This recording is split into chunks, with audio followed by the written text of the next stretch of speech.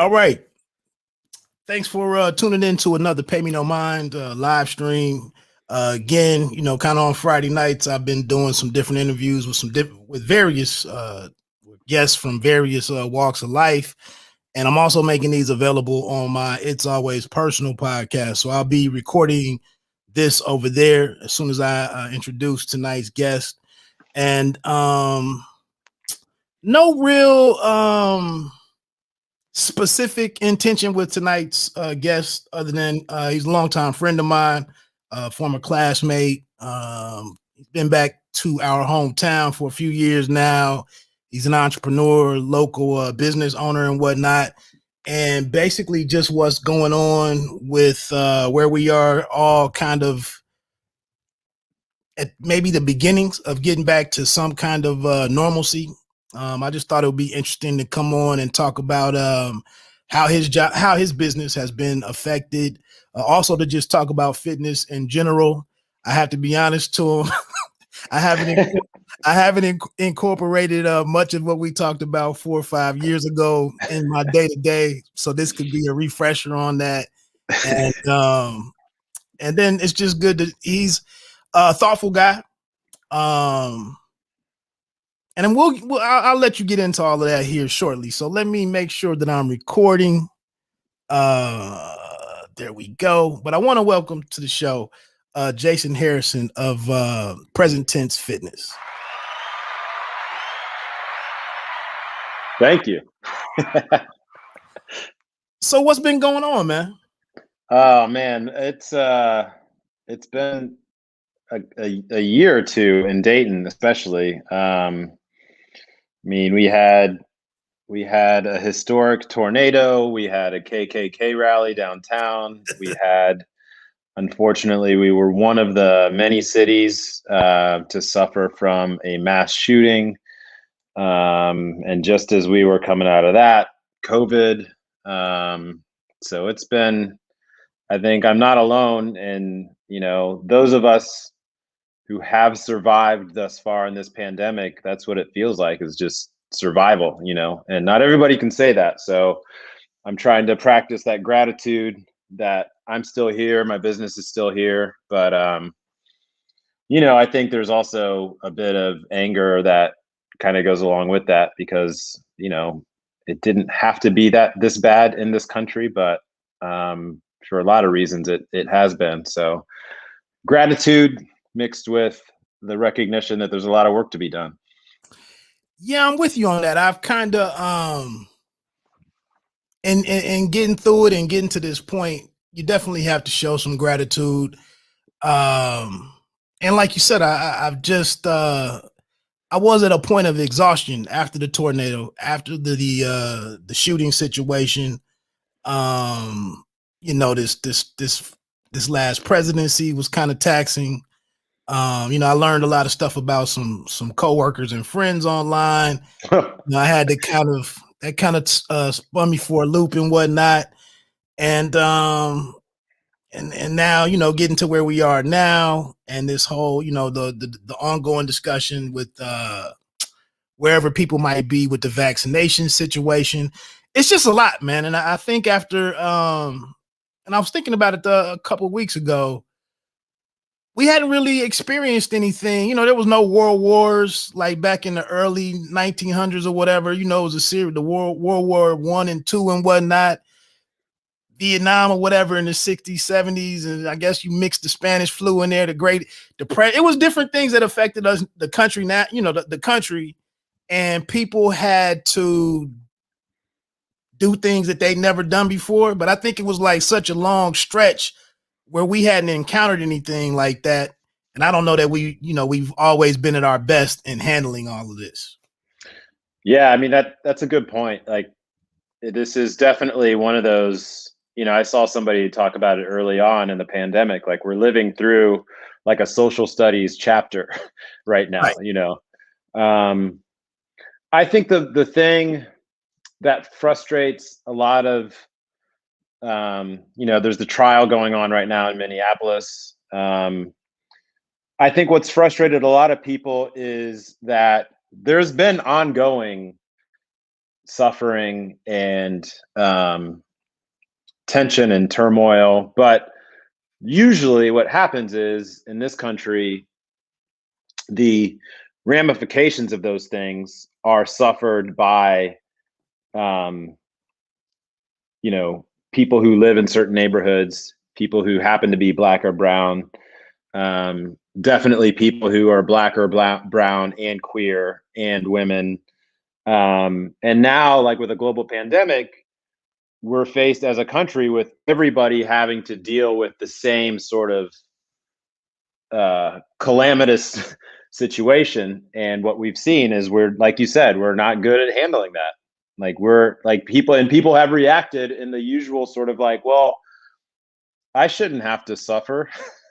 And it's like, okay, well, there's a global pandemic, so we all have to do something together here. And we've shown that we're just not good at that. We're not good at lifting each other up. We're not good. I mean, within communities, we can be, but as a nation, we're just not.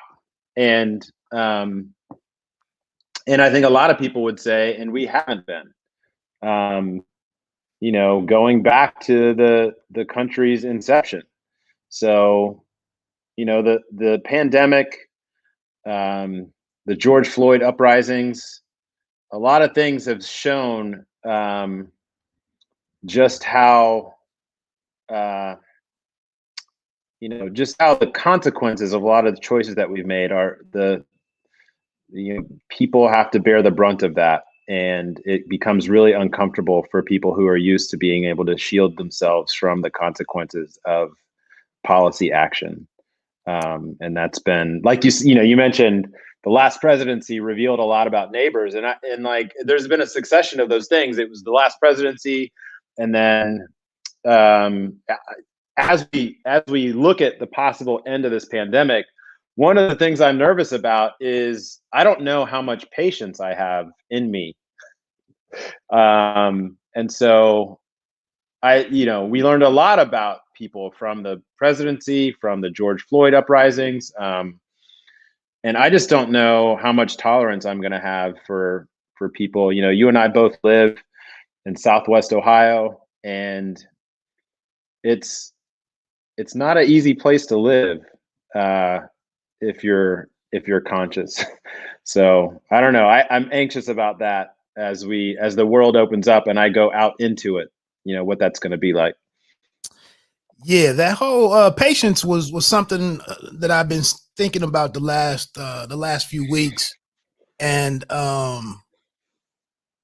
it was kind of like we've been chipping in on different things throughout the last 10 or 15 years, and sending money to Red Cross and whatever else for a number of different catastrophes and whatnot throughout the years. Boston, whatever had a ribbon, Boston Strong, this, and we've sent money and everything, and like I did the hashtags and whatever. But that was kind of my commentary on January 6th with the whole thing at the Capitol about patience. And like you said earlier, when things have happened in brown and Black communities, whatever, you guys should get up and move on, whatever. And then it was like this one thing came down where the majority didn't agree with what transpired, and they just went crazy that day. And right. it really impacted me. And I was just like, I had to step back for a few days about the hypocrisy that I saw in action with no control that day. Yeah, I mean, you had, I forget who it was. There was a congressman who said, or a senator, and he was like, if those had been Black lives, he said he was never worried about his life during the Capitol insurrection. But if those had been Black Lives Matter protesters, he would have been worried. Yeah. And it's just like, you just said the quiet part out loud, my dude. Like, like you basically just said it. Because the Capitol insurrection was violent. Like, they killed a cop. Like, all these Blue Lives Matter flags, apparently that goes out the window when, you disagree with the outcome of an election. I mean, like you said, the hypocrisy is just, it's extraordinary. And I mean, I watched that day unfold, and, you know, you and I would recognize, you know, I think I tweeted, like, it was like the F-150 insurrection. It was people who drove $80,000 F-150s, who own like HVAC companies or real estate companies, doctors. Yeah. And so these aren't, the whole lie of the Trump era was that these were like a bunch of like backward rednecks living in trailer parks. And there's a whole sort of like anti, you know, we hate poor people in this country. And so, you know, blaming Trump on poor people was always, you know, a trope. But what we know to be true, like in this area where you and I live, it's dentists and doctors and lawyers and accountants. It's people with graduate degrees who are racist and, you know, upholding some of these ideologies, Trump supporters. And we saw that at the Capitol insurrection. People are, you know, flying private jets to get there. So, yeah, the hypocrisy is stunning, and, you know, just, it's frustrating. It's more than frustrating. Yeah, because I was at the bike shop last week. So that is one fitness thing that I have added to my life, and we might get into that. But Okay. I was at the bike shop out here, a place that I had never gone into in Huber for like, you know, for 25 years. And now that's one of my favorite stops, is this bike shop. But the owner of the store was talking about, he mainly rides country roads. And he was like, yeah, you know, there's a lot of beautiful country roads here and there and yada, yada, yada. And he was like, I'm not trying to discourage you from riding on the bike trail, you know, the one that the Metropolitan Park. Yeah. Whatever it is. I got the map over here. But he said, you know, it's actually more dangerous for you to ride on that path because of people walking dogs, couples, joggers, this and that. He said it's actually more, you know, more dangerous for you to be out there, especially once you start getting up to higher speeds and whatnot. And I'm like, and so every time I go in there, he's talking about the country roads, and I'm like, well, so I tell you what, man, it's a couple of houses that I go to when I'm taking my bike to the bike trail, when I go through some back roads, through some of those country roads. And it was like you said, it was a house the other day, nice size property, nice size house, but they have a huge Confederate flag and a Trump flag in front of their house. No United States, you know, no American flag out there. Right. And I'm like, bro, I can't ride on the country roads, because not unless I can find me all white bodysuit, you know, to where you can see what I am before they get to me. And, and that's kind of like the reality. And it's like, I'm not trying to explain this to everybody or every non-black person. It's just common sense for me that I have to consider these things before I just go out here doing whatever. Yeah. I mean, when we moved back to Dayton, I bought a motorcycle, and I ended up selling it because I realized quickly, when you go on a ride in this area, 10 minutes in any direction, you end up in country like that, where the Confederate flags outnumber the American flags. And it was just too, you know, I'm not like a super mechanically inclined person. So if anything ever broke down, or if I ran out of gas or something, I didn't trust where I'd be. And so I gave up the motorcycle because it wasn't actually relaxing. And that's, like you said, like growing up as a kid, I used to, you know, like a lot of people, you get to our age, like we're middle-aged dudes, you know, and you start to understand things from, you know, our parents' point of view. Right. And I remember there's an Applebee's where we lived, and then there was an Applebee's on Salem at the time. And we would always go to the Applebee's on Salem. And I was like, why would we drive past this Applebee's that's right here to go to the one on Salem. And now I get it. Now I understand. Like now I make those same choices. You know, you figure out where the safe spaces are. And in a community like ours, where it is, you know, there's just fewer of those safe spaces here. Because economically, Black communities in Southwest Ohio have been so decimated that like there are fewer of like the restaurants where it's just like, okay, I'm safe here. Like where, you know, when I lived in the DC area, there were a lot of those safe spaces where, Right.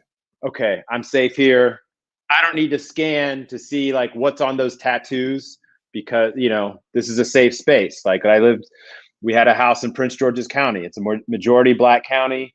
And, you know, I was just used to everybody was Black. Not everybody was Black, but it was like a diverse community. But it definitely wasn't a place where like when I moved back here and I went to Kroger and like literally within a month of moving back here, I was at a Kroger in Beaver Creek. And for your viewers and your listeners, Beaver Creek is the suburb where John Crawford was killed at the Walmart.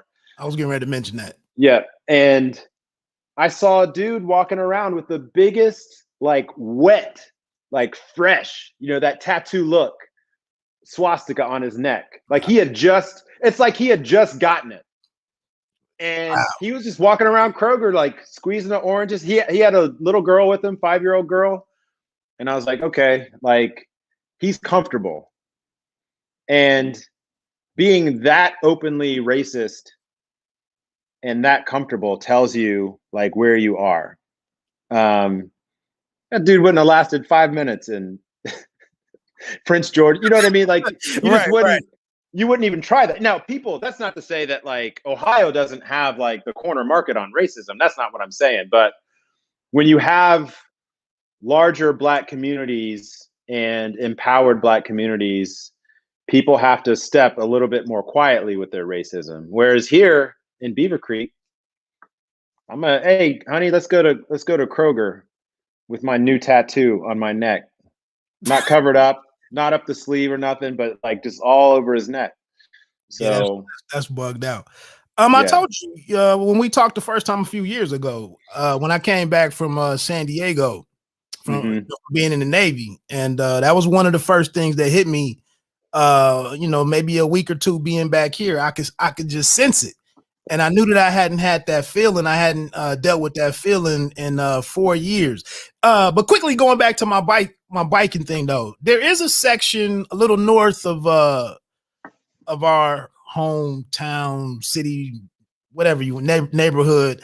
That there's a little section that I get onto that's maybe like a 4 or 5 mile stretch down and back. It dead ends into something, and that's about as comfortable as I am venturing out onto the country roads right now. But I will say, if 6 cars have passed me in the 6 or 7 times I've been out there, maybe only one of them did not wave at me, and this is them coming towards me. Now the weird thing is, in my own neighborhood here and there, I get some of the F-150s who don't quite move over into the other lane as they go by me, or the truck bed, the edge of the truck bed is a little closer than what it really needs to be, just to be me and that truck out on that, you know, for a good mile or, you know, a half mile with nobody. And it's like, you trying to send me a message? I mean, like, don't drive by, just stop and let's talk it through. Because you know, I've had to have some words. Well, not words. I've had to exchange some looks with a couple people just walking in the common walkway out here, and it's just like, I don't know what's going on, but I mean, we don't have to like each other. We don't have to say hi. Like, we can all be what we need to be. You know, just let me know who I need to not speak to, and who, you know, who's worth, you know, saying hi, good evening, or, you know, waving to. It's really that simple. Yeah. But yep. And you, like you said, you see and I've talked about this maybe on Instagram, you know, the Blue Lives Matter houses, the homes.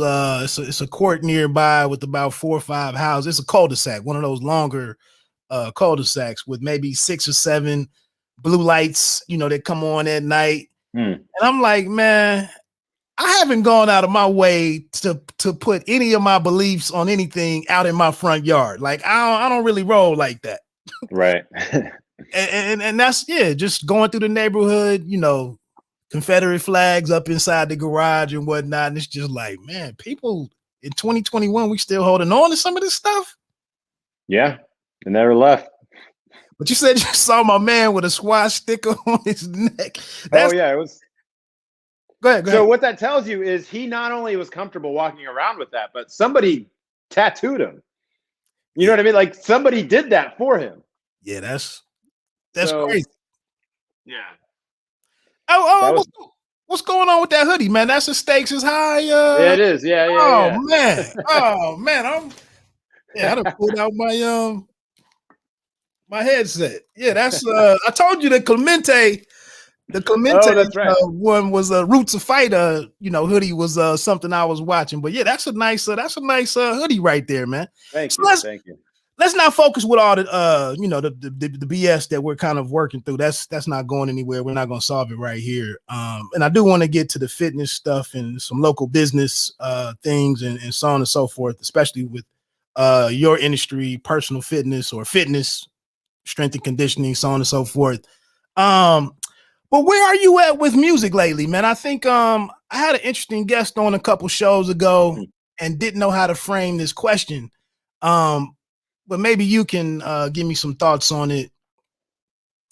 I feel like it's kind of a shame that, and I think maybe when I was talking to him, I might have mentioned De La Soul as one of the groups that I think we'll never see any more of them. Or I think what I asked him was, why has that type of MC or that type of group just completely disappeared from the New York rap scene? Like high school graduate or community college type kids don't want to be rappers no more. Like, because that's what kind of I associate De La, Tribe, some of those guys. I thought they, were decent high school students, whatever, and just wanted to entertain the world. But I'll sum up my question with, I feel like we may never ever get another The Score from the Fugees. Like we may never just get a hip hop album that we can just really sit back and enjoy lyrics and fun and production and stuff like that. So where are you with music right now? I mean, I didn't stream music until we opened the gym. And then I was still like holding on to like buying whole albums or whatever, And then when we opened the gym and just music has to play all day long, like that's when I was just like, all right, let me get a streaming service, and I would start to stream stuff. I think that I'm busy enough and old enough that I know like I'm not tuned in to everything that's going on. And I'll just play like playlists. I use Apple Music, so they have a playlist called Bars that's just like, MCs, Most Def. Most Def, Black Thought.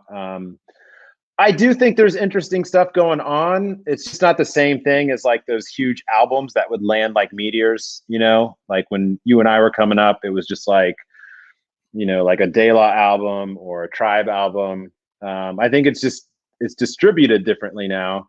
Right. I think there's interesting stuff going on though. Like I would disagree, and hip hop a lot better than I do, but I think there are still those MCs out there. I think we have to look at what some of the women are doing. Like, I think No Name is interesting, and her evolution, and her willingness to think out loud and be vulnerable out loud. Like, I think a lot of the interesting stuff is actually going to be in some of the female MCs who are out here doing like that Saw Rock album, yeah. You know what I mean? Like I would put that with like, that's in that sort of like same catalog of like De La and Tribe. And right. So talking about this sharecropper, daughter. Yeah. Yep. Exactly. I agree.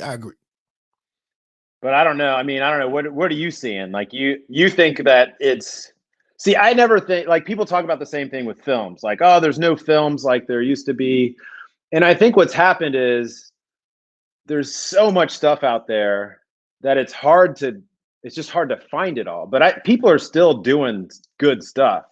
It's just, to take that film analogy further, like if you go to a Cineplex now, like 12 of the showings are like Marvel movies or DC movies, but there's still interesting stuff going on. It might be on YouTube or Vimeo or whatever, and it's harder to find for just like a casual observer, but I think it's out there. And I would say the same thing about hip hop. No, you're spot on with that, honestly. And I would totally agree with that. I think there are I think some of my more favorite and more thoughtful artists, I don't think they really drop as or put out new music as regularly as I would like. For one, I think that's one thing. And then the younger guys that are coming around, I do think it's a handful of guys dispersed across the country. I don't know. There's one cat named Odyssey, I think is out of the DC area, DMV. He's pretty interesting. It's a couple of guys out of Chicago. I know one of them might be Ad 2. It's this guy named Luke that's like with rap. He's with the same camp that Rhapsody comes out of. No, I'm sorry. He's out of J. Cole, I believe. It's different guys here and there. Even I was mentioning this YB in Corday, I think is his name. He's actually the boyfriend of the tennis player, Osaka. It's her boyfriend. But I listened to his album, and I can see that he's it's just kind of rapping, a little edgy here and there. This Jack Harlow cat, he kind of has a foot in a couple different lanes and whatnot. So it's some different things out there that are going on. But like you said, I think the one thing that works against it is it's so much harder to find all of those different guys. It's not really like a Wu-Tang Clan group of them to where you just all know where they are. It's spread out so much. And I don't know that we all have the time. I guess on the what you call the streaming services that you have, I guess you can find that station that would probably hook you up to a lot of those. So you're right. It's out there. I just think, it's a group called Griselda right now that's kind of been running things in hip hop for the last 4 or 5 years, and actually has really put the East Coast back on top in many ways. And it's all, they basically I think they coined it as Coke rap.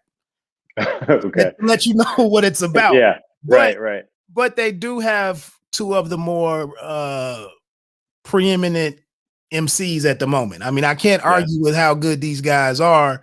And now that they're in like year 5 or 6, maybe 5 or 6, where they've really been at the forefront of things, they are venturing out to make kind of going away from Coke rap a little bit and showing some depth. So, and these guys are 35. They're 36, 35. So, they have a little age on them. But again, I just think I was during one of my first rides of the season, I kind of was coming to the conclusion that the score might be that cutoff to where we just might not get another hip hop album that does what the score did. Maybe. I wonder how much of that is just like the sound. Like I remember when Kendrick came along, and like that sound. That's a good point. Like that, it was just a different sound, but he's just as conscious as anybody. Right. But it came wrapped in a different package. Like, I think, honestly, this is not like De La or Tribe or the Score or anything like that. But I think what Cardi B is doing is like as subversive as what anybody has done in hip hop. Like, I think that I think people underestimate Cardi B, and they think because the package. This goes back to my comment earlier about like we hate poor people in this country, or we hate people who, like, yeah, she was a stripper and a hustler. Like, okay, there's a lot of smart strippers and hustlers out there. Like, I have friends of mine who are sex workers. Like, they are brilliant and thoughtful, and they read, and they like it's all stuff that people don't expect. But it's like, so when I see Cardi B doing what she's doing, and you dive into what she's actually about, it's just a different package. And like you can stop at the surface and say, well, she's just rapping about like big dicks or whatever. But then if you peel that back, it's about basically subverting the male gaze and putting a female gaze on sexual encounters and on the world, which is, we're not used to seeing that. And she's doing it, and she's doing it with like a hot hook. Right. I think that, like I said, that doesn't sound like when we were in high school. Right. But it's still going on. You know what I'm saying? But like I said, I'm not like, I just don't have the time to know I end up like, I end up with like I rely on these playlists, and I rely on, other people curating stuff. It's just not the way it used to be for me, like where I would know like, new releases and all that stuff. But I think there's interesting stuff going on. I'm definitely like I know you're a big sports head, and like the argument people always have is like, oh, like in the players today are too soft, or players today. And it's just like, listen, there's not a sport on the planet right now where the athletes today aren't exponentially better than the athletes previously. And that hurts people. But like, give me the sport, I'll tell you, the athletes are better. Bill Laimbeer would not see a court today. And why you had to pick on my bad boys? Now, there's always going to be guys who, in any era, you could pluck Bo Jackson out of his era and plop him into the NFL, and he's still going to drop 150 yards. Like, some guys are just translatable like that. Isaiah Thomas, Michael Jordan, obviously. Like, but by and large, like first man off the bench to last man off the bench, these athletes are better. They are. You look at these combine times, man. Like Lawrence Taylor was like an alien when at his peak, and now like everybody's basically that athletic. It's 5 or 6 of him in the league now, if not right. more. You look at what Patrick Mahomes is doing to the quarterback position. I remember as a kid, it was like, well, you don't want to have him roll to the left and throw back to the right. That's terrible. Patrick Mahomes throws touchdown passes like that, like basically twice a game. So I think like as middle-aged dudes like us, like as we get older, things just start to look different, and people call it soft or they call it whatever. And it's just like, no, like it's just evolved. Like sometimes things just aren't for us anymore. And, boxing, go ahead. Yeah, no, I talk a lot of boxing on the show, and that's kind of one of the things where I have to step back. We have it's a trend in the sport right now where, a guy gets to 22, 23 fights, and then they start fighting twice a year. And, a guy some of these guys aren't going to have 35, 38 total fights in their career. And it's almost, who am I to tell these guys you should fight? If you're getting your money right and your business is going good enough, you should be able to exit, your faculties in place, take less damage, yada, yada, yada. But that's a whole different discussion. I try to avoid boxing when I have guests on here and get away from my thing. I'm gonna take this quick break on this audio that I'm recording for the podcast, and then we're gonna come back and jump into fitness and city of Dayton, Ohio, small business, and a couple other things. Yeah. All right. So make sure that's recording.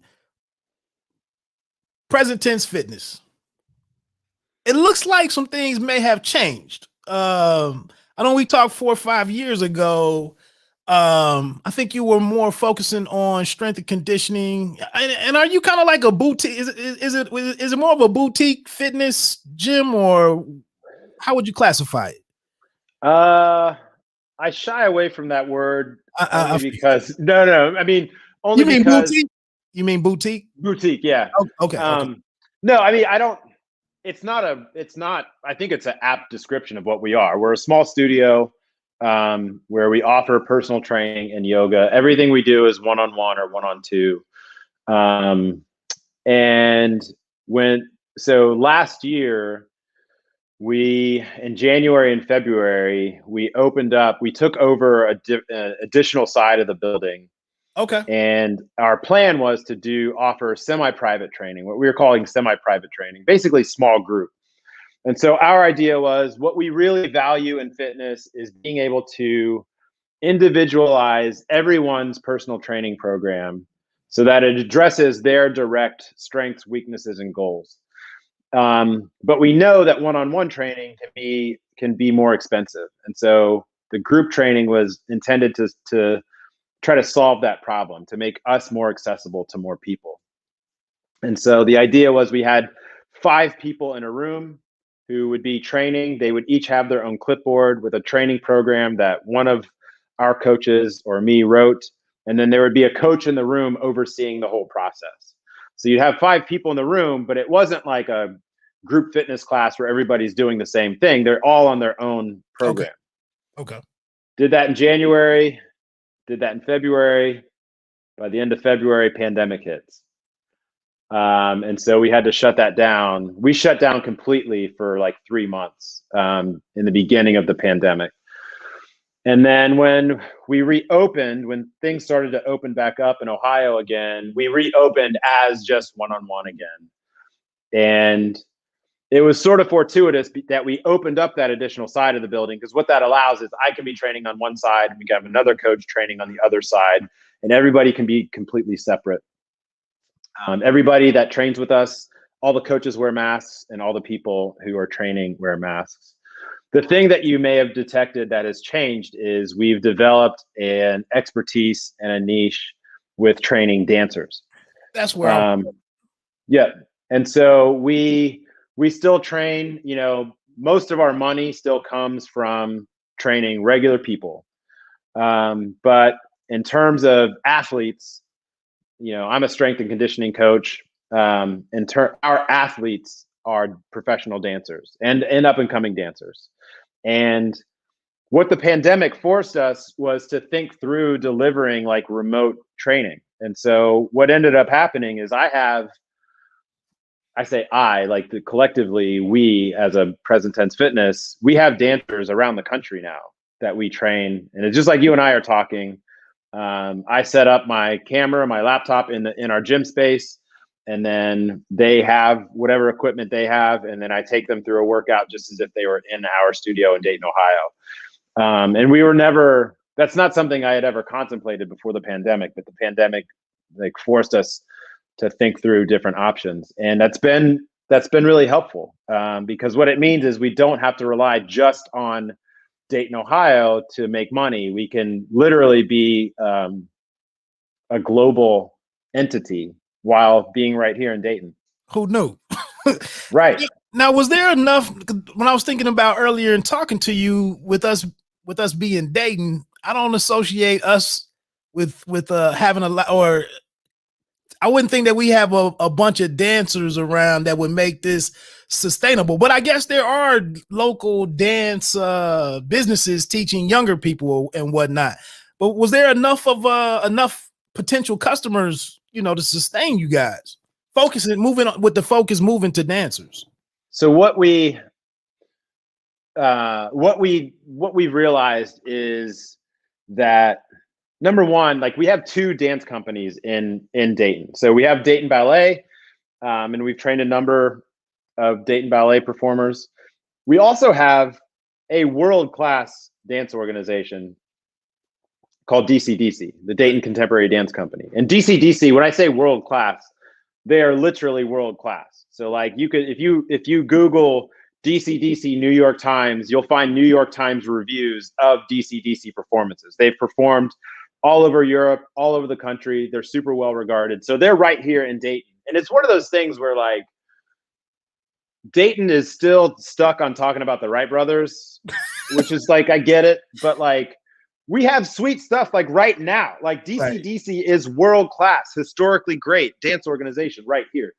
So we do have a number of dancers in this city, but like you said, there's also a number of aspiring dancers, and between the two companies, the aspiring dancers, and like our ability, like I said, to train dancers in Dallas or, Tennessee or wherever, Denver, we can sort of cobble together enough income from that where it's beneficial to us. Now, what I will say is dance will never pay all of our bills, but the more that we've talked about dance, the more attractive we become to general population people, because general population people say, well, if a professional dancer trusts present tense fitness with their body, then certainly I can trust them with my body.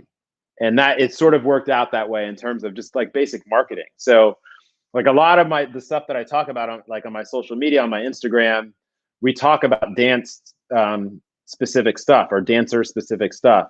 And that's still attractive to everybody because they see like, okay, they're solving complicated problems with people who, have to deal with a lot of injuries. They have to, push their body to extremes. And so it builds trust. It places us as the adults in the room in the fitness space.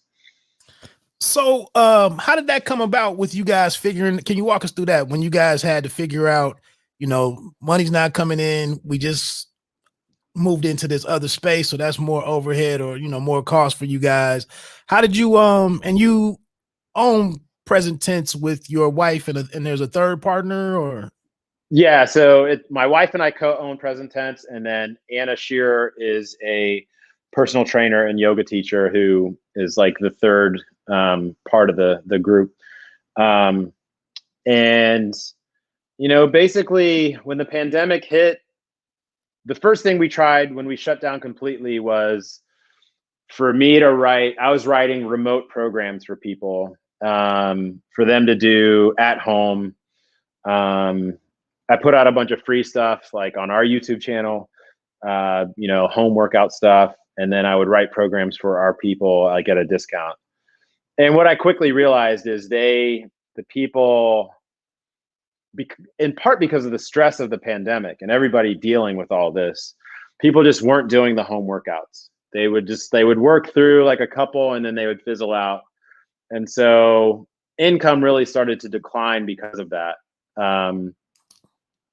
Now, Anna, we were able to set up right away with remote yoga sessions. Okay. And so she's had people that have not stopped, like they've been consistently working with her throughout the pandemic with no break, because yoga is something easy to do. Like she works with a guy now who's a doctor, and when their appointment time comes, he just goes into his office and rolls out a mat and they do a yoga session. And it's great. Like it was, and that's not something we had ever contemplated before. And so Anna's been working sort of nonstop through the pandemic. And so we were really proud of that like we were able to, keep her employed, keep her making money by quickly setting up these remote capabilities.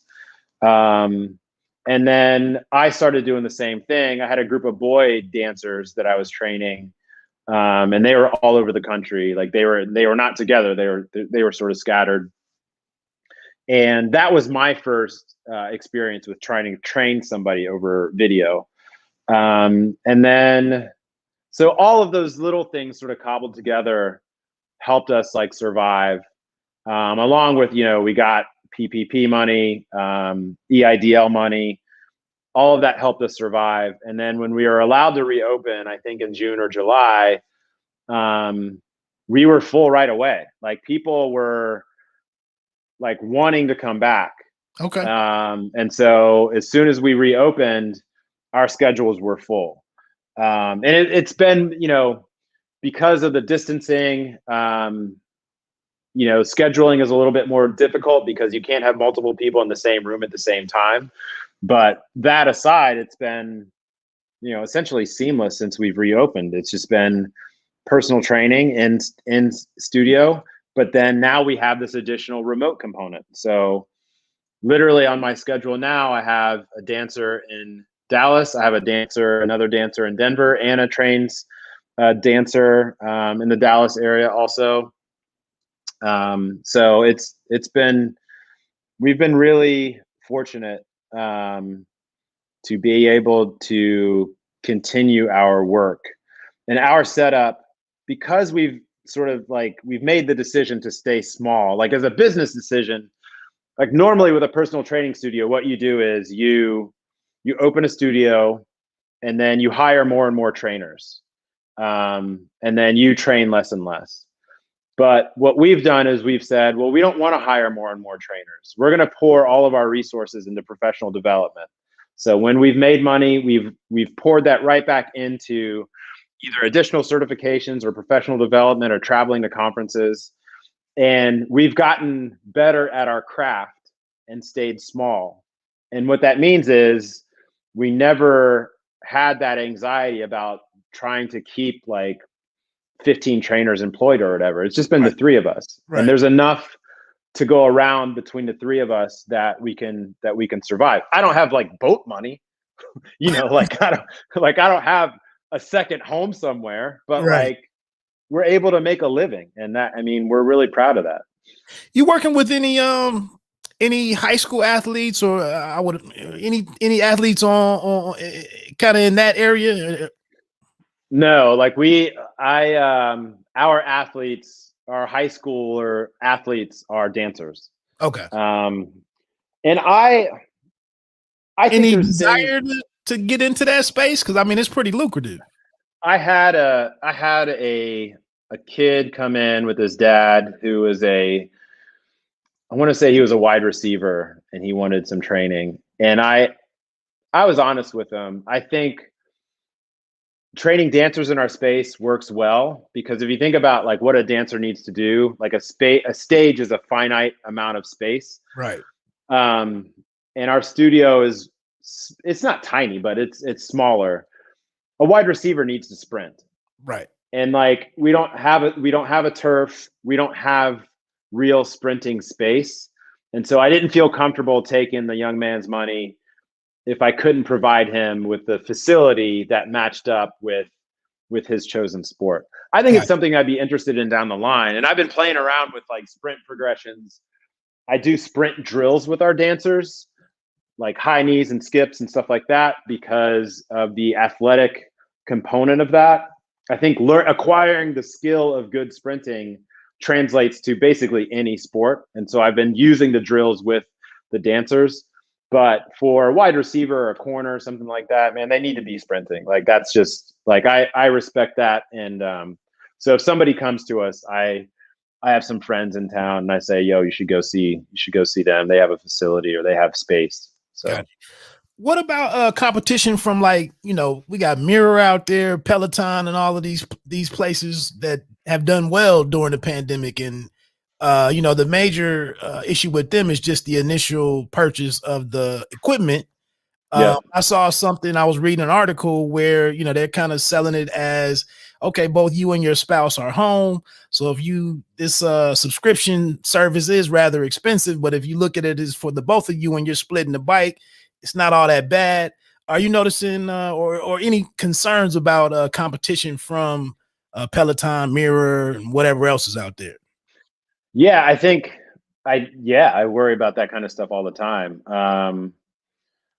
What I would say about Peloton in particular, what they've figured out is to create an experience for people at home.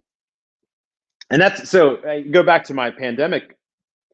I was basically sharing a spreadsheet with a list of exercises with my clients, and they were just not doing it. Right? Peloton, you buy a Peloton bike, and two guys show up with the bike. They ask you where you want it. And it's professional. They're like during the pandemic, they're wearing a mask. It's like white glove type service. Where do you want the bike? They set it up for you. They connect it to the Wi-Fi. They, any accessories, they put them on. And then there's an app, that syncs with your phone. You get little reminders. Hey, or they're like not just reminders, but hey, I noticed you like the Beyonce 20-minute ride. You might also like this ride. Okay. And so it's like and what they've done is they've created an experience for people at home, right? Which is really hard to do. And so and the other thing is, like you mentioned it's actually cheaper to do Peloton, even though it's as expensive as it is, than to hire me for $75 an hour. If you want to train, like you have Peloton, it's like unlimited training. You can ride 6 days a week if you wanted to. Right. So yes, I worry about that. But it goes back to what I talked about earlier, which is all of our, when we've made money, we've poured it back into getting better at what we do. And so Peloton is great.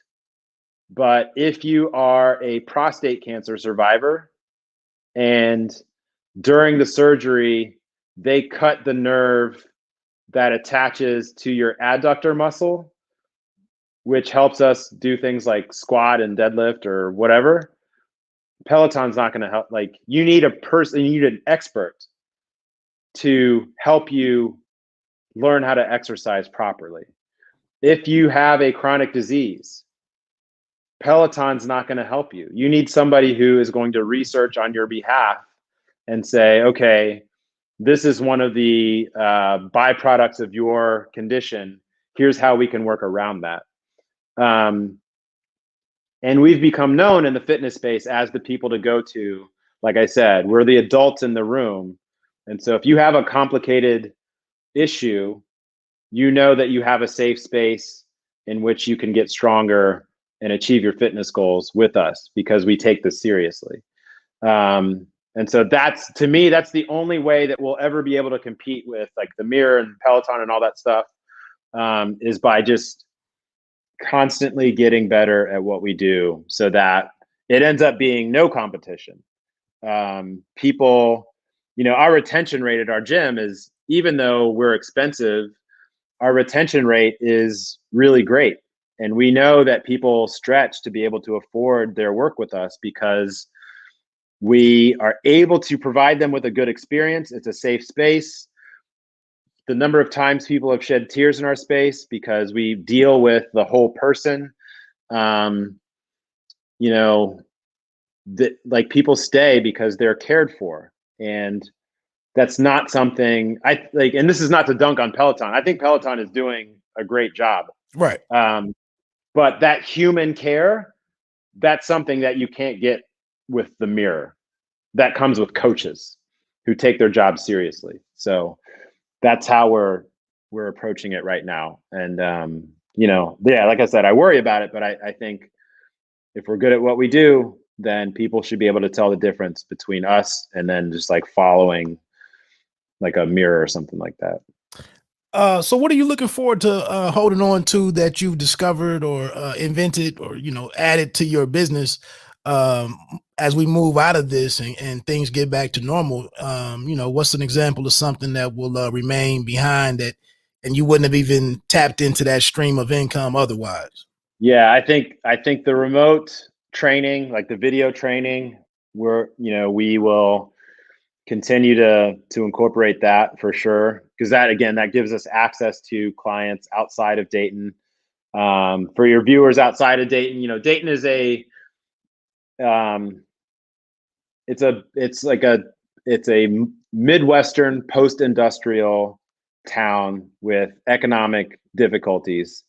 And so if we can train remotely, we can tap into, there's enough people around the country who need training that if we can tap into that, we're not just relying on Dayton in order to make money. And what that allows us to do, honestly, is, we have clients in other cities and they don't even look at the price. They're just like, yeah, I'll sign up. How many sessions a week?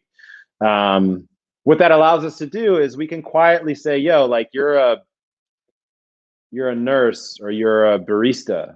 Like, we got you. Like, oh, you're late. That's all right. We got you. You know what I mean? Like we can make money and then we can take care of people closer to home. You know what I mean? So that's we can do a little bit of that.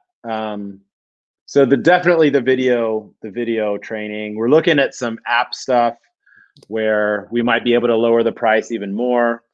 And so that's kind of, I think the pandemic, we were already thinking in this direction, like how do we make ourselves more accessible to more people? I think the pandemic has really facilitated that, and it's made us explore things that maybe we, like the video stuff and the app stuff. And a lot of that stuff is just getting like more sophisticated. Like there's an app that we've begun sort of testing where it's an app, like people have it on their phone, but then like they can shoot a video in the app, send it to their coach. The coach can look at the video. Okay, listen, your back was a little rounded here. Looks like your shoulder was in the wrong position here. You can give that video feedback. So that's a way of delivering coaching as well. Okay.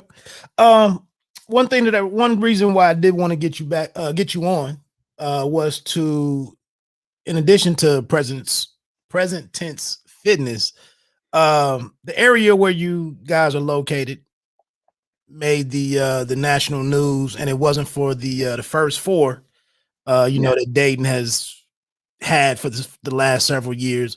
But all of a sudden in August of 2019, we found ourselves, as one of those stories as a result of an active shooter. And, 9 Daytonians lost their life to this situation. That's around the corner from your business.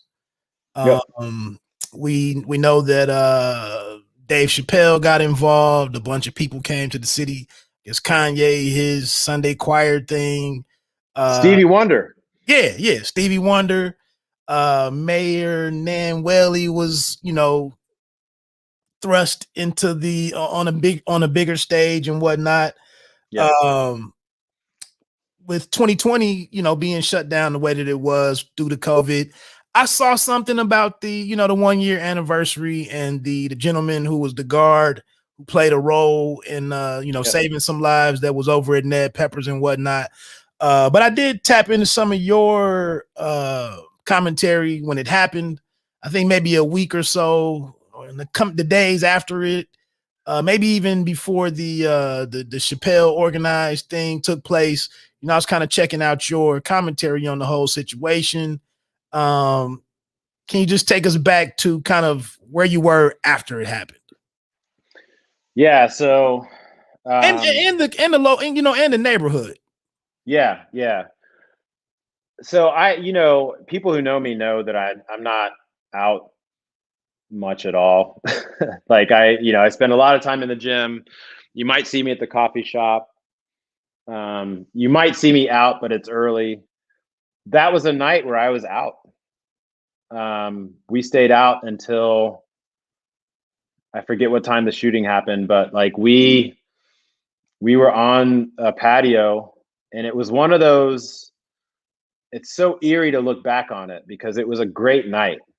And it was one of those nights where everybody you knew was out. Like we were sitting on a patio having beers with a friend, and we ran into some people we knew who work at some of the restaurants down here. They were celebrating an engagement, and ran into some other people. We walked down the street. So it started to get late.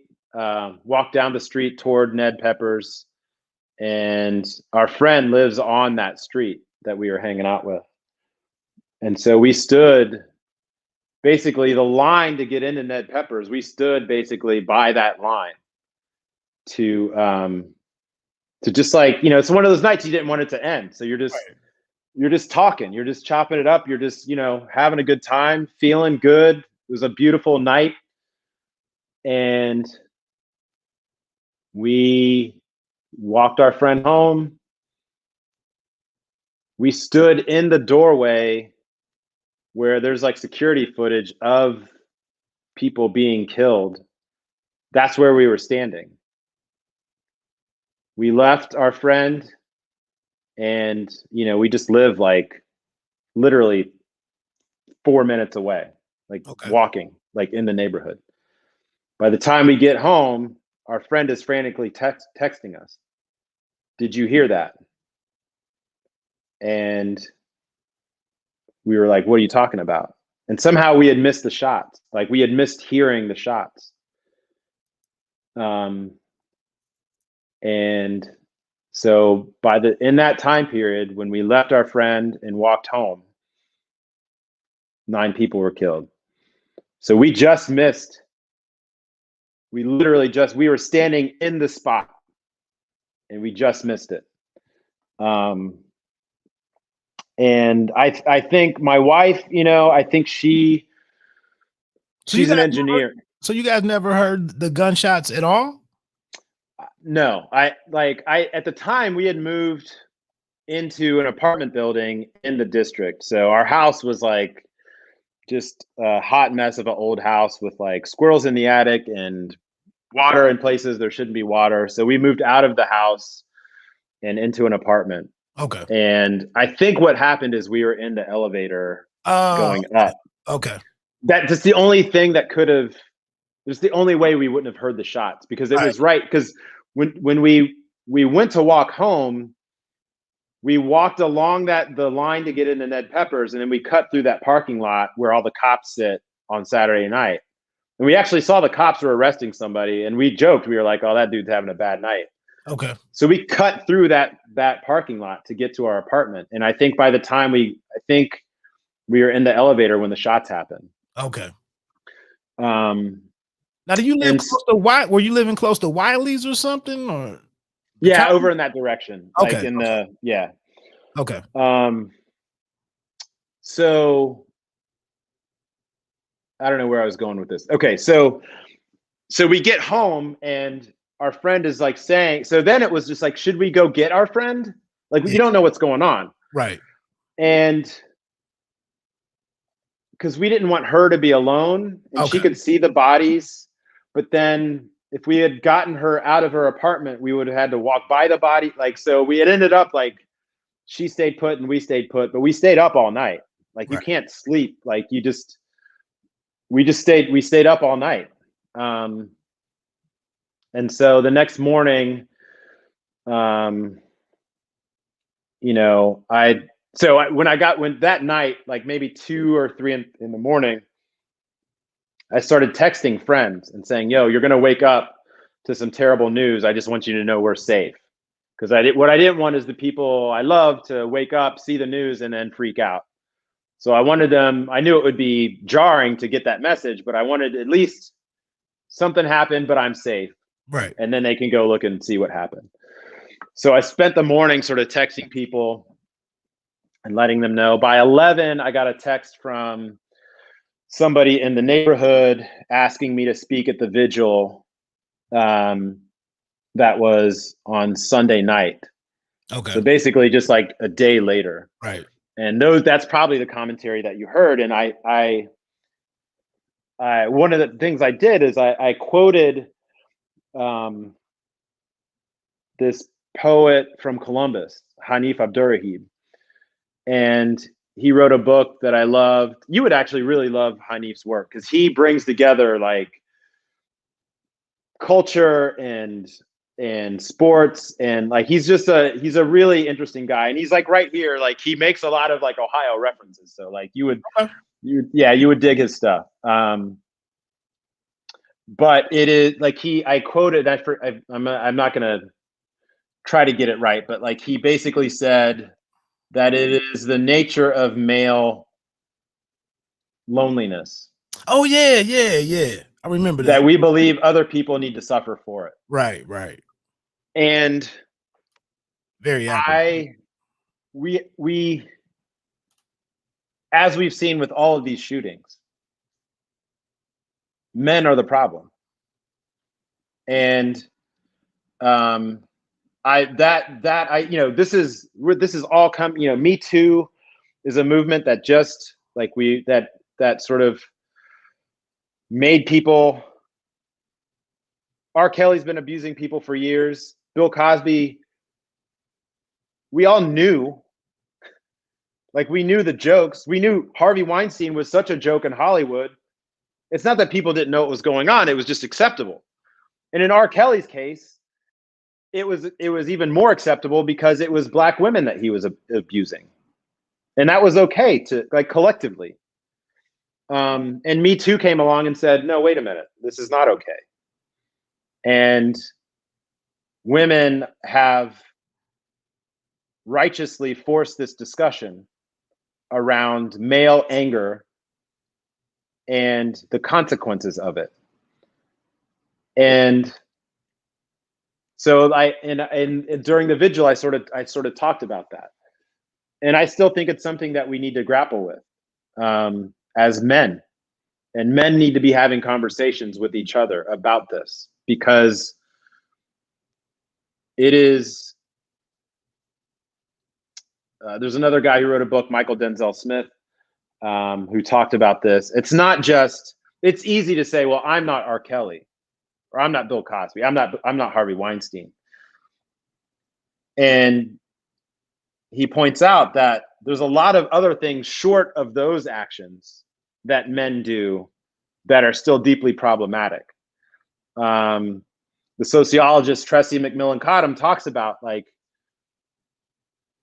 she was on a podcast and she said, you know, instead of saying not all men or I'm not racist, the question one needs to ask is, well, how do I fit into that narrative? So instead of not all men, well, how does my behavior support patriarchy, or support misogyny, or support anti-Black misogyny? And that's the reckoning that I think men need to. I've really thought about these mass shootings as a man problem. It's a gun problem for sure. Like, obviously, like, I don't think people should be able to. The guns are getting too good. They're only going to get more lethal. It's only going to get easier to kill more people. Obviously, that's a problem. But we have a man problem. And until we deal with that, I don't know that we'll deal with the gun problem. Yeah, and that's kind of where I've kind of been just sitting around unsure. One thing that I'm frustrated with is, I think with YouTube, with podcasts, with social media, it's a lot of performing going on. Mm-hmm. And I don't know where the performing stops, and when we're like our real selves. And you know, for instance, I could jump on here and have and talk about something, or be talking about something, and I could say shut up, bitch, or bitch, whatever. And like, I don't talk, when I'm upstairs with my wife or whatever, or around my mom or other women at work. And so, like, I just think like different things go on because so many people are performing nowadays, and performing gets views, it gets clicks, it it grows platforms, and so on and so forth. But I'm just like, for me, everybody is,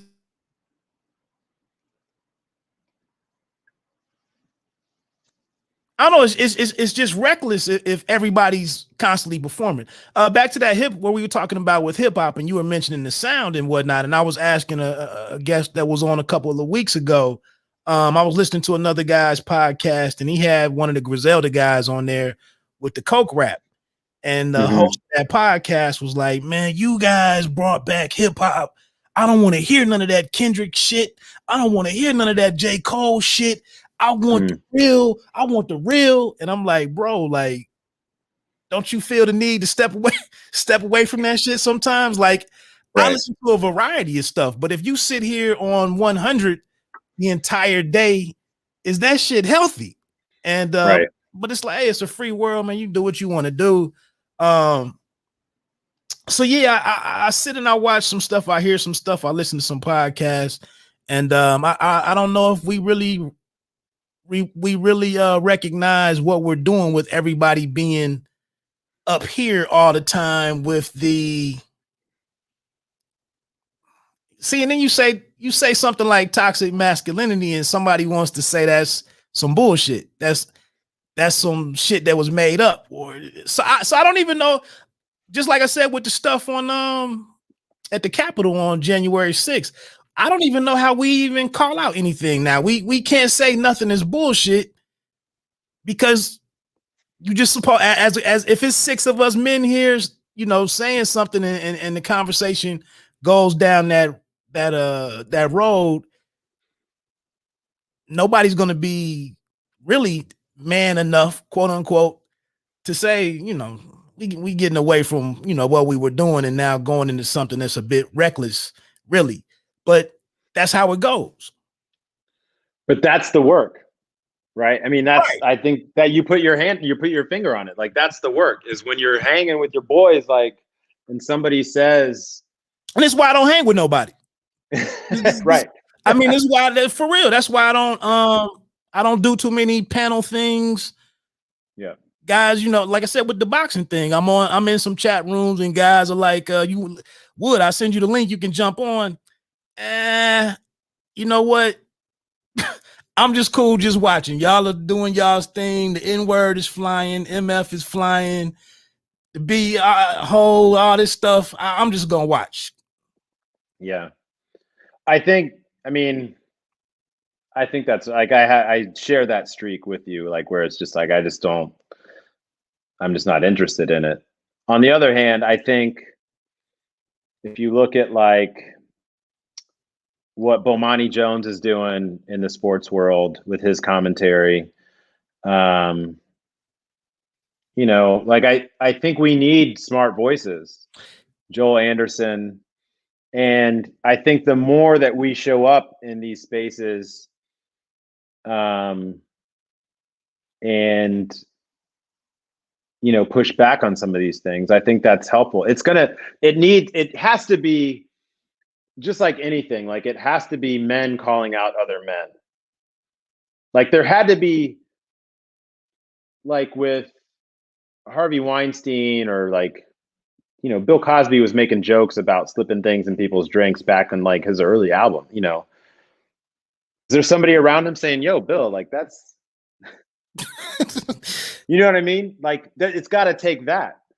And to me, if one doesn't have the courage to call out other men, and like you said, like there's a lot of performative stuff going on, but calling out other men in private when you're having that moment, when you're out at the club or you're out at the bar, you're whatever you're doing, if you don't have the courage to call out other men, not you, but like one, then don't talk to me about how tough you are, what kind of man you are. That's actually the courage.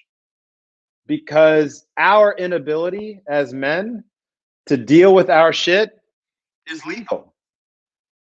And it's lethal in terms of like the mass shootings. It's lethal in terms of domestic violence. It's devastating in terms of, you know, women's ability to walk through this world safely. So like, I just think we need, yes, there's a lot of performative stuff out there. And you were using that word to talk about like performative masculinity. And I'm, in the sense that I'm using it, it's like people sort of like, you know, fake being for the cause, but then in private, they don't have anything to say. Right. But like, it's gotta be men. We gotta unlearn how we were brought up to view our role in the world and what we're owed by women, because it's lethal, and we can't move forward unless it can't be real progress unless it's progress for all of us. Yeah. You know, and to your point, you know, I think Bomani does his thing. I've mentioned, Michael Smith is kind of resurfaced with, after leaving ESPN, him and this guy named Michael Holley, they have a Brother from Another.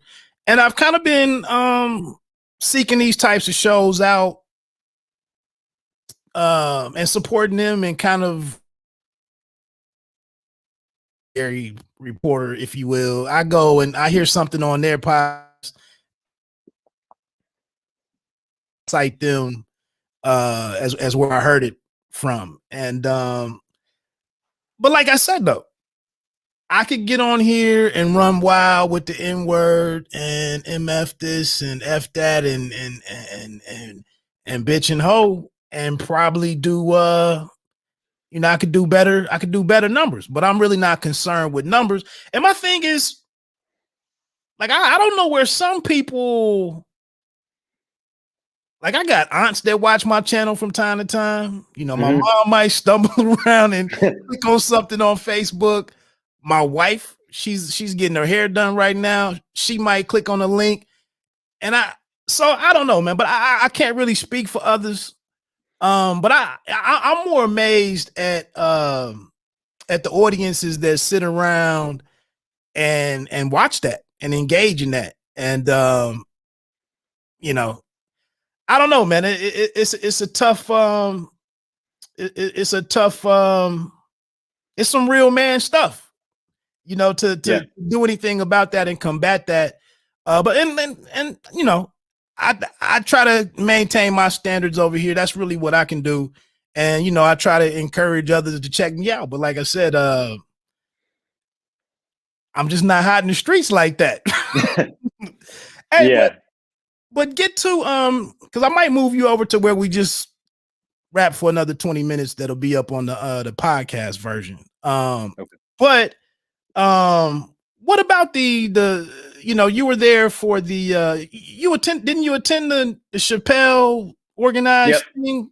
So kind of walk us through maybe just take experience in that. I'm so pathetic, man. I ain't even get dressed to come down there and check. And then there was an issue with the tickets. You needed a ticket, but then people from Cincinnati and Columbus were getting tickets, and I didn't want to be in the way, honestly, and I didn't want to deprive anybody else from experiencing that needed to experience that. But just can you walk us through that moment and now maybe where you guys are today as a community down there in the Oregon district? Yeah, I mean, it's interesting. We've been having this whole discussion about masculinity, and that day was one of the best days of my life. And it was one of the best Dayton days I've ever experienced. Probably the best day in Dayton that I've ever experienced. You mentioned the KKK rally was down there. This is a stark contrast to that. Yeah, it was the opposite. And honestly, my most hated day of every year is St. Patrick's Day. It's the worst. It's the worst day of the year.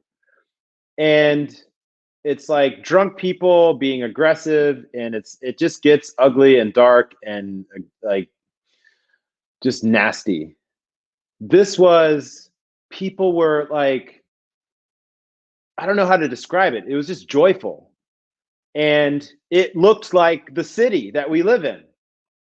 There were all of us, and all it was everybody.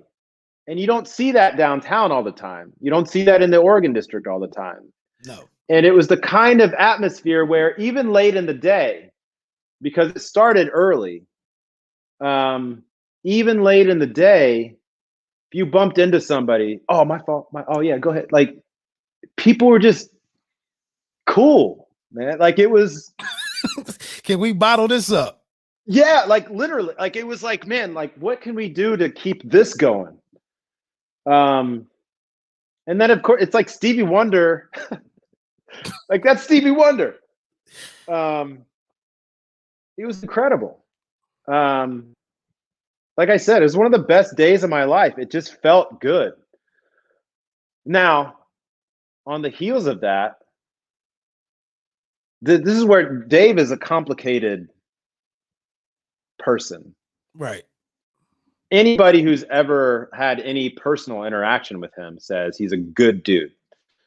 I've had a long conversation with him one time, in the district, a few years back. I know some people who know him. Universally, he's regarded as a good dude.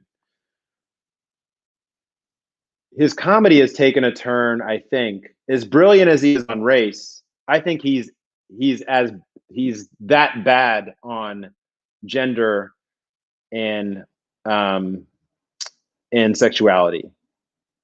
Like when I hear him dissect race, I hear that he's done the reading. When I hear him talking about gender and sexuality, I can tell he hasn't. And on the heels of that day, which he is responsible for, one of the best days of my life, one of the best days in Dayton, you know, there's quotes that start to emerge from his special that's coming out that are problematic. And unfortunately for me, like I can't not think of that juxtaposition. And that's where I stay. I'm with you there. Yeah. Yeah. And I had that discussion. I think I did a podcast. It's Always Personal. I'm pretty sure it's several episodes ago now. But Snoop Dogg, his response to and I know this is totally unpopular on YouTube, but whatever, it's my channel. But the way that Snoop Dogg responded to Gayle King for the interview with Lisa Leslie, after Kobe passed away, and Gayle asked some questions that a lot of us bristled at. But when I sit and watch Snoop Dogg get on his social media account and Gayle King and Oprah become bitches, I'm just like, bro, we can't do this, man. Like your influence of other men, and like I said, the whole performative thing, like, bro, you can't get on here. This woman, this is somebody's wife. This is somebody's and I know she might be sitting here disrespecting the hell out of Kobe Bryant, the memory of Kobe Bryant, and maybe she did something that we all deem as foul at the moment. But we just can't go in with this bitch stuff, man, with this woman. Go ahead. No, I was going to say, like, I don't think it was disrespect. Like, I think that's part of Kobe's legacy. And Gayle King is a journalist, and she has to, even if when it's uncomfortable, the job of a journalist is to ask these hard questions. So Kobe's legacy, and there was a lot of interesting commentary that I read from women who, I mean, to this day, Kobe's probably the person who's come closest to offering a genuine apology for his actions than we've ever seen. And that's also a part of his legacy. But what I would like with Snoop, has there ever been an instance when he's come with that same smoke for any white women? Like, he seems to reserve that level of vitriol for Black women. Yeah. The dehumanization. And so that, like, Black men can be anti-Black too. And that usually comes in the form of anti-Black misogyny. And so, like, this is part of that context. This is part of that conversation that I was saying. Like, we needed more people in hip hop to check Snoop for that specific reason. Yeah, and I can't think what just happened within the last 3 or 4 weeks where my question, something else happened. I can't remember what the hell it was, but I was like, where is Snoop now? Like, where are you with your video now about MF this and bitch and all? Where are you now? And we didn't see anything. And that's, and you hit on another good point, and it's kind of what I'm watching right now with the George Floyd trial, and kind of a something that's just really turned me off about social media and even YouTube. People just sit around and react to stuff, and so I'm watching this trial, and the defense attorney goes to start interacting and questioning some of the witnesses that made it onto the stand this week, and you have people getting mad at what he's doing. And again, it's like, you got to step back and look at the context of what you're watching. Like, this defense attorney, whether you like him or not, He has a job to do. He's got I was watching this other brother on this channel. He has an enviable job to do in defending this man that many of us have a very, a real issue with. But this is the process of how it gets worked out. And it's like, and that's what I've been challenging people, like, get the hell off of social media and go do some of this shit. Like, now I'm sitting here, wherever this trial goes, I'm hoping that maybe someone that's 20 years old or 18 or 16 years old, if this moves you and sparks you, let me see that you're a lawyer at 28. You went and got involved in law. Sitting here with some tweets and some shit on Instagram, like that's nothing. Yeah. But you have to understand what's going on here, and we have to understand how we can really do things that really bring about change. So let's switch over to that, because I wanted to touch on that before you got out of here. You also giving some commentary on race relations in Dayton, Ohio, and like we were saying off air, all of this stuff, the receipts are all there. And right. I don't know if, a lot of us are so tied up in the sports and arguing about the best between Biggie, Jay-Z, and Nas and all this other stuff. And, a lot of these changes that people want to see, you got to get involved with the process sometimes, and you got to understand what's going on. So I just thought some of your commentary on, and I don't know if maybe you're more attuned to this because of being a business owner in the city and whatnot, or it's just an interest of yours. Maybe you read the paper more regularly than people, but it's just like, if we want to change some of this stuff, we kind of gotta tap in and understand what's going on, and maybe put some of the silly shit to the side and get an understanding of what's happening. But what's kind of like the biggest challenge that you see in the city? For me, it's Dayton is run by the Democratic Party. And the way that ends up manifesting is that they, I vote Democrat. Like, it's not that I'm like anti-Democratic Party, but Black communities in this part of Ohio are wedged between an openly racist Republican Party and Democrats who essentially ignore the needs of Black communities. And so my commentary has been, particularly in light of the George Floyd uprisings, to call out the hypocrisy of Democrats. Because Democrats have spent the last 4 years complaining about Donald Trump for good reason. He's a monstrous person. But I'm interested in, well, like you said, what are you doing, Mayor Whaley? You just said Black Lives Matter. Okay. But when your police showed up in battle rattle gear and incited violence on Wayne Avenue with tear gas, corralling people, escalating tensions, they arrested 2 Black city officials on Wayne Avenue in front of Wheat Penny. Black Lives Matter doesn't work with that kind of action. And so she has never criticized her police chief.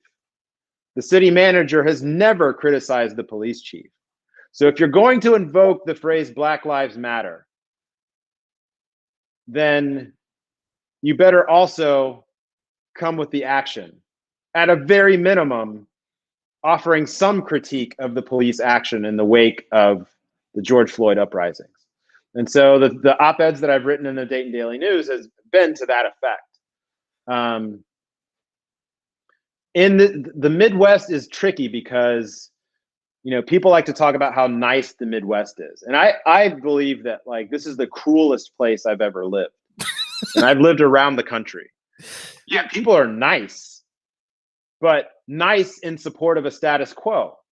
Definitely. That keeps a black-white infant mortality gap big, that keeps Black people twice as likely to be denied a mortgage as white people, that keeps all sorts of health outcomes and discrepancies, that keeps the University of Dayton, they call themselves the University of Dayton, and their undergraduate Black student population is minuscule, that keeps a public school district like Oakwood Public Schools less than 1% Black in a county that's, you know,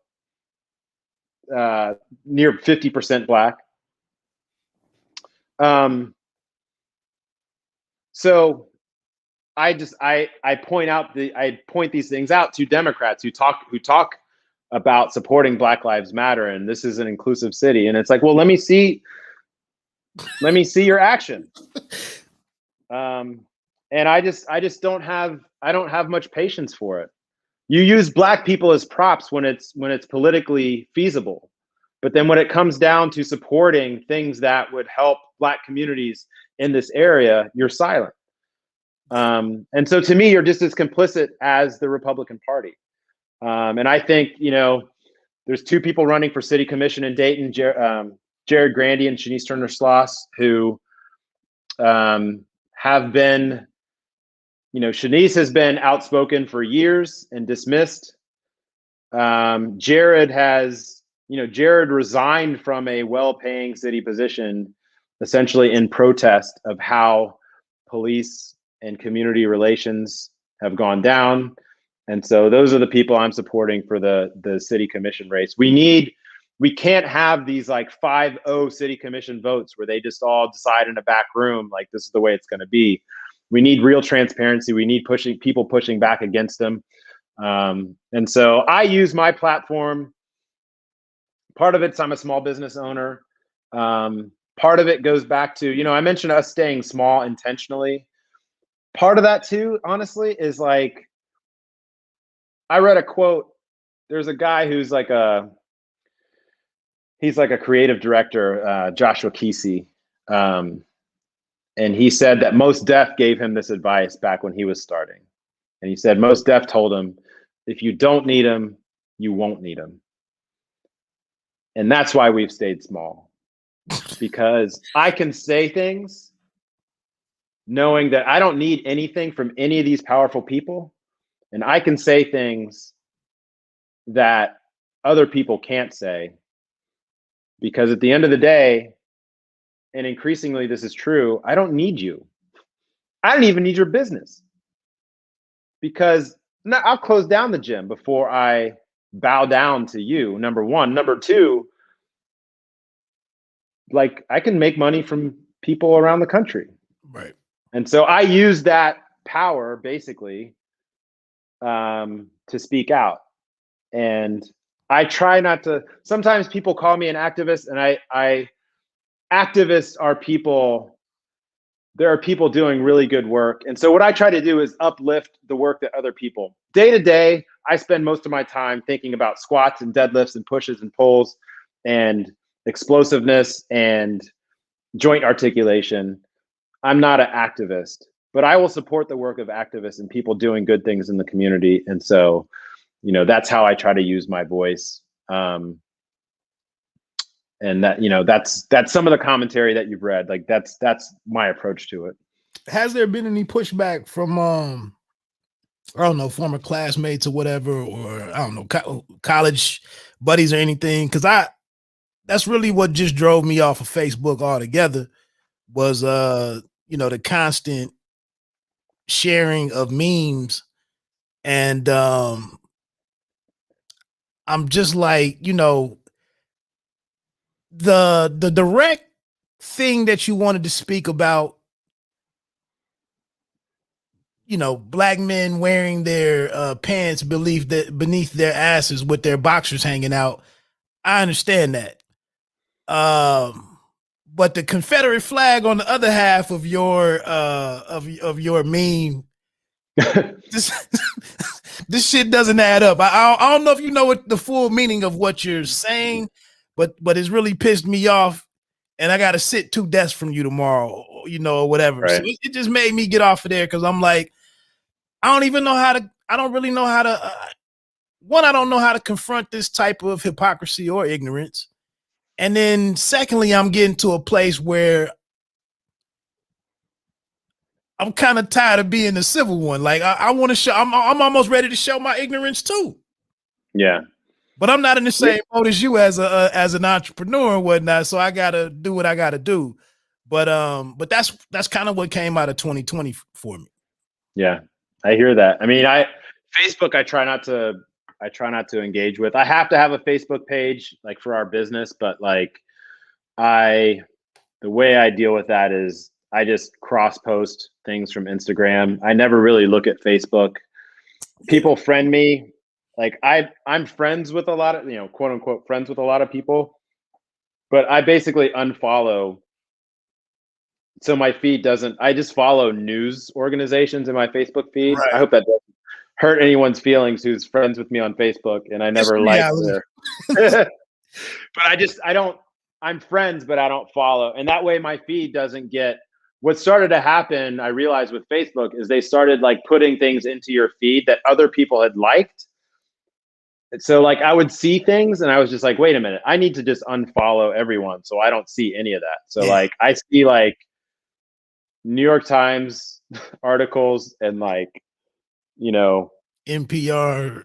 Yeah, like I don't see like the normal stuff.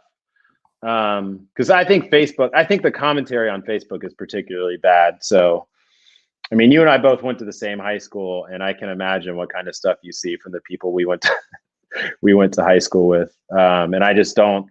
And the thing is like I no longer. I don't feel any compunction to be like, I don't need to be civil to people. Like I don't, I'm at the point now where like, if you are ignorant and you're aggressively ignorant, then I'm going to let you know, or I'm just not going to fuck with you like that. Like I don't need you in my life. So it took me a while to understand that was an option, but I get it now. And so I have a curated group of people that I see. It doesn't happen often, maybe once a year, but there are people, well, I'll just give them all of their money back and tell them like, you can train somewhere else. That's just where I am now. Like life is too short. And the thing is like, that's just intensified for me. Life is too short to just like, to deal with ignorance like that. So I just don't. Yeah, I was talking in the last episode of the podcast that I have a couple of people that I see regularly, and it's two white females, and every time, every discussion, I have to hear that the exact statement is that athletes are overpaid, and what is it? They're overpaid. Oh, and they're whiny. And let's be honest, like the time of the year when this is being said, it's either football or basketball season. So most likely, you're talking about a black man who's saying something, and it's just like, how do you know that this person is being whiny? What do you know about being a professional athlete? Somebody that pays $1 million a year to take care of their body. Like these are not children's games. These are not children's games. And what do you know about that workplace to really know whether or not that person is being whiny or they have a valid grievance that they're airing? And it just boils back to the whole shut up and dribble, type thing. And it's just, but it's like, do you see who you're talking to? Like, I know what you're really saying. Right. Get out of my face with that shit. Like, miss me with that shit. We don't have to talk about sports, but it's like none of them ever say, which I've said, but none of them ever say, "Hey, you know, we went and looked at the Bengals tickets or the Browns tickets or the Ohio State Buckeyes tickets. We went and looked at all of that, and it was too damn expensive." Nobody ever says that. We went to the game this weekend, and we bought. We went to the, what do they call it? The pro shop. We went to the pro shop and bought authentic jerseys and sweatshirts and stuff. And I bought a $25 craft beer and paid $100 for park. All of that stuff gets taken care of automatically. But the people that everybody is there to see, they get paid too damn much. I'm just like you said, the juxtaposition of that, I'm like, okay, now nobody knows how business works. If they're all overpaid, how is one person or a small group of people able to overpay all 53 of those guys on that sideline? Right. So, well, look, man, I appreciate you stopping through. I try to jump through a variety of different things, man. Like I said, I'm looking forward to having some individuals, some of your neighbors, on the show in the near future. I think it's a brother down there with a cookie shop. I think that just opened. I actually haven't read much about that. Like I used to be, before the pandemic, like I knew a lot more of what was happening or not happening. But I did just hear about that. But there's a lot of, there's Twist, Cupcakery, Black woman owned. The sister from UD, I believe. Is she from UD? Okay. I think she's from UD. Puff, a natural hair care salon just opened, like right next to Corner Kitchen. Okay. Black woman owned. Third Perk, Black woman owned. So there's a lot of cool things going on in the Oregon district, led by, and there's a lot of women in the Oregon district who are like either owning things or in charge of things. So it's kind of cool to be in, sort of like a neighborhood like that where there's that energy. So yeah, all would be good guests. Be interesting to hear their perspectives too. Cause they, Twist is like, they've been putting it down for a while now in the city, in the same spot. I think they started as a pop-up shop, but they've made it, they're like a destination. So it's cool. Is that dessert? Not desserts, but it's cupcakes. Okay. And I think it's cupcakes and cakes, I think. Okay. So yeah. Okay. I guess, man, anything just, I don't know if you want to close with kind of what you're looking forward to as maybe things pick up back in that neighborhood, or anything that you understand is on the way. Any changes in the city or local business that's standing out to you, anything? I think from a Dayton perspective, an Oregon district perspective, what I would like, and this isn't an original idea of mine, but people talk about going back to normal, and I would just like us to talk in terms of just creating something new and having better imagination about what kind of city we can build. And that starts with sort of like not thinking about going back to normal, because the normal was lethal even before the pandemic for a lot of people. Let's build something new. So I guess that's my parting word. Well, one more question to bring a little bit more fitness back into it. I love the post that you had the other day, and it kind of gives two sides of what you do with your fitness and your education, your educating that you do along with it and whatnot. But you said something, you had a note about nutrition. In a post, and you were just like, look, and you mentioned earlier about having a beer and whatnot, but you said, hey, I do this and I do that, and I eat a couple of things, and I like to have a cocktail or something. So I'm not all that concerned with with being ripped or having a six pack and whatnot. And I guess maybe to close this off, now that I open this can of worms, but where are you, man, with like what we see on Instagram with the InstaFit and that whole culture? it just seems.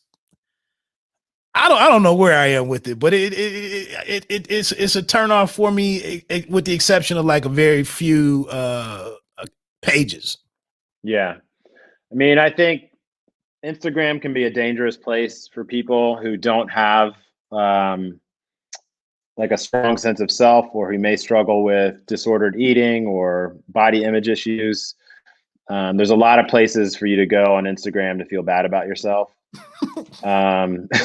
And so that's all out there. I think what we try to do with our page is we try to, like you said, we try to educate, and we try to keep our focus on what it is that people can do. And that was the whole point of that post that you're talking about, is like, I don't like, yeah, when I take my shirt off, I'd like to be like more ripped or whatever, but like, I'm fine. Like, I'm doing okay, you know? And that's just based on, for the most part, I focus on what I can do. And if more people focused on that, then they would have bodies that looked like they can do things. And I think most people would generally be happy with that. But I think what happens is, how did you I phrase think, it though? You said something about there's something like a cost or something. Like, what is the cost of trying to achieve that or something? Right. Yeah. I mean, what's the cost of getting lean? Like, I evaluate that, and I'm like, I'm not willing to pay that cost. I'm going to eat that big buttery ribeye.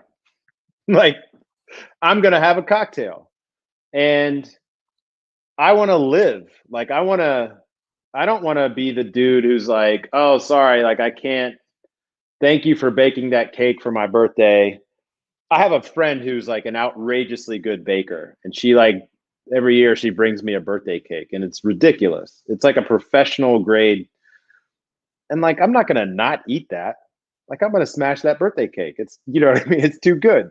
So like, I want to live my life. And part of living my life is having food and making a cocktail for somebody that I love. Like, that's part of living to me. And so fitness is just in support of living an otherwise well-rounded life.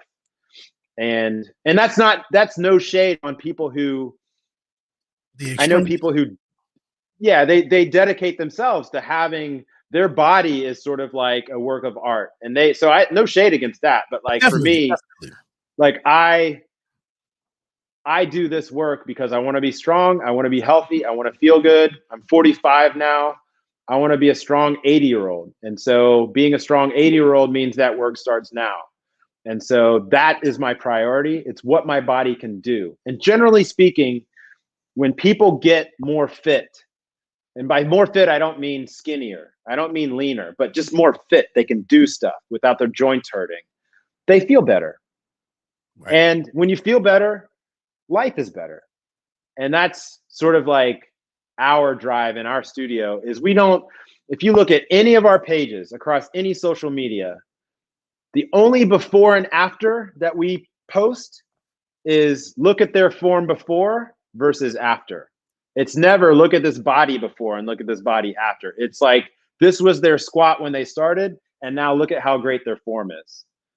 That's what matters to us.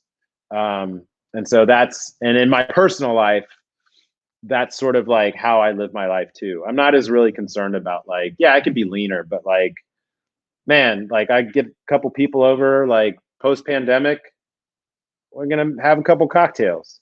Got you. Yeah, like I said, so, and then like I told you, man, I haven't, one of the things that you told me, I just can't sell it to my wife for the life of me. But you said, one of the things with your personal fitness is going to bed at a set time and getting up at a set time. And that's kind of why me and my wife have struggled, because I just hit it, like you said, getting into my mid 40s, and pushing myself earlier on to be consistent at the gym. I just hit a wall where it's like, man, I need my wife, or someone to hold me accountable, at least to maybe to get it going for maybe 30 days or something, to where it becomes a habit. But I'm like, I just can't make myself do that right now. But switching over to cycling, I'm able to do it because I'm listening to a lot of music as I do it, and then That's great. out. Yeah, I'm getting outdoors. I'm like traveling. You know, I've been up to Troy, Ohio, which is 24 miles north of Dayton or Huber. I've been to some different neighborhoods on my bike, and I'm like, what the hell am I doing over here on a bike? Yeah. You know, yeah, right. So things like that are kind of helping keep that experience somewhat new. Yeah. And so and it's a lot of calories that can be burned with cycling. So I'm hoping to really stick to it this year and improve my look to a certain point that I just want to get to feel better, caring about my joints a little bit more as as I get older and whatnot. You know, I should be down in my 230s somewhere in there versus where I am now. And so I'm hoping to do that with cycling this year. That's great, man. And you know that what you said about you listen to podcasts, like if people can pair fitness with something that they like doing, and like going back to Peloton, that's what they've figured out is like the music is good, like the lists are good. Like people think that stuff shouldn't matter, but it obviously does matter. Yeah. And so if people can make the path of least resistance, if they can make that fitness, then they're more likely to do it. It's not a lack of discipline, it's just being a human. Like if I like the music or if I like the environment, then I'm more likely to engage in that activity. And so like it sounds like you found that with cycling. That's great. Yeah. You sound like a candidate for Peloton. Well, we looked at it for a minute, but okay. I'm up to 2 bikes that I own now, a fitness bike and this new road bike that I bought. So I'm definitely gonna be outdoors, but we be on here another 30 minutes. Hey man, I appreciate you coming on. Maybe once things get back up and running, man, I might want to bring you back on just to talk about, just check in on the area. And like I said, as I get to talking to some of your neighbors and whatnot, I'd like to get you back on, maybe even do a panel thing or something. So that'd be great. Yeah, anytime. So I appreciate your time, man. Good to see that you figured out some things, man, and that this COVID situation didn't completely shut you guys down. It sounds like I think one of the great things in being an entrepreneur, to put together the solutions that you did and figuring out this, being global, basically. That just sounds exciting. Although I'm sure at the time it was kind of frustrating and whatnot. Yeah. And there's been some growing pains and whatnot. But like I said, man, just looking at it from the outside in, I'm glad that you fought through it. I'm glad that you guys, because one of the stats that I came across in my little research I did, it was like 50%, this is one thing that jumped out to me, was like 50% of the Gold's gyms won't be here after the pandemic.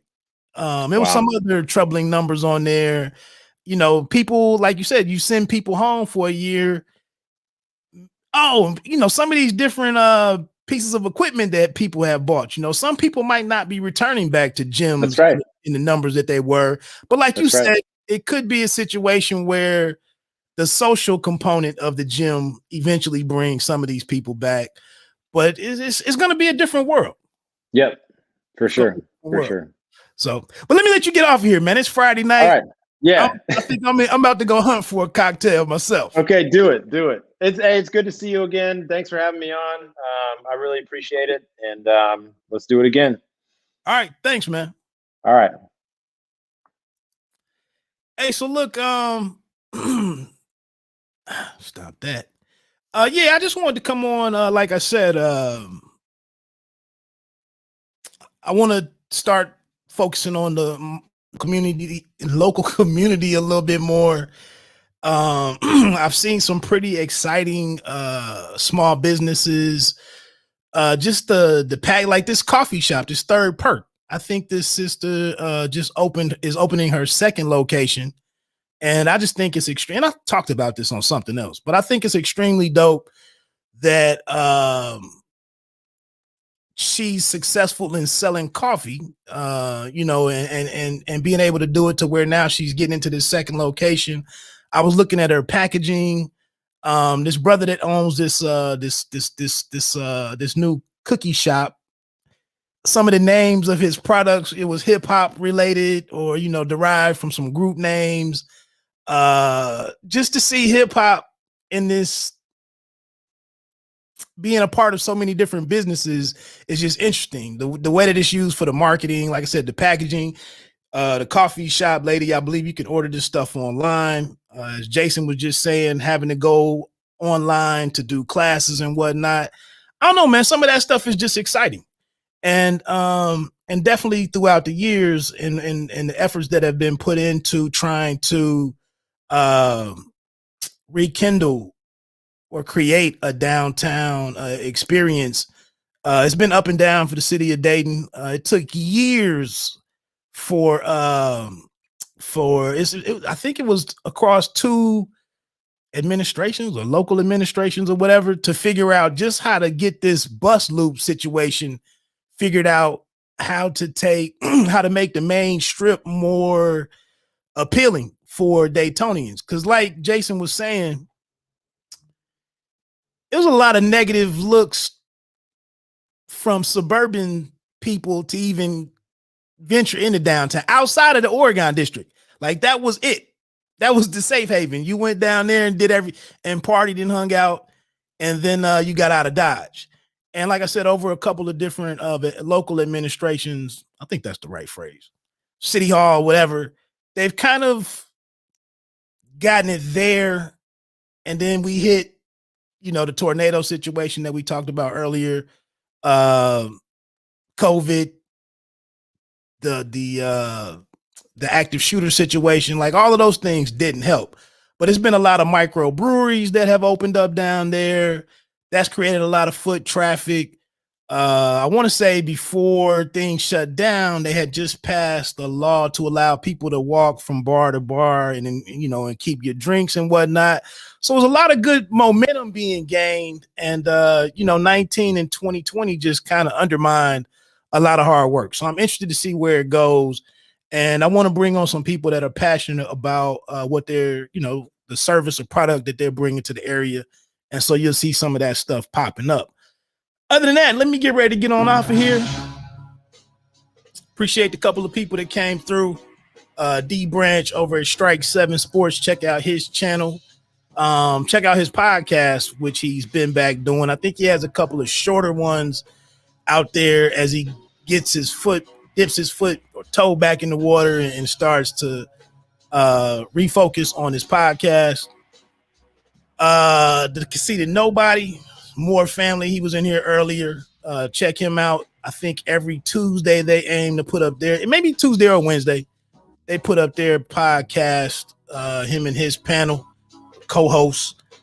He's doing some similar stuff with his a variety of different guests involved in a lot of different areas. Check them out. And that's about it, man. Let me get on off of here. Enjoy the weekend. I try not to talk boxing too much when I'm on here doing Pay Me No Mind stuff or even It's Always Personal stuff. But I'm grateful that boxing is early tomorrow. I want to say 10 a.m. for the Jamel Herring card that's on ESPN Plus. That's undercard, I think, starts at 10 a.m. When I wrote that down. No, I'm sorry. 10 a.m. is the action on the zone. My bad. The what is that? Uzbekistan with Akhmadaliev, Giasav, and Madrimov. So that's at 10 a.m. starting on the Zone app. 2 o'clock Eastern time tomorrow is the ESPN Plus action. Youngster on there, Keyshawn Davis will be in action. This is taking place over in Dubai, I think. And then they get around to the main event at 4 p.m. Eastern time with it's a co-main event. I'm not all that familiar with the co-main, but in the main event is what was that message?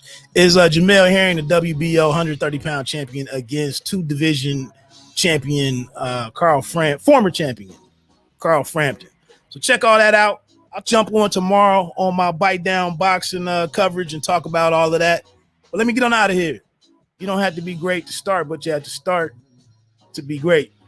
Peace.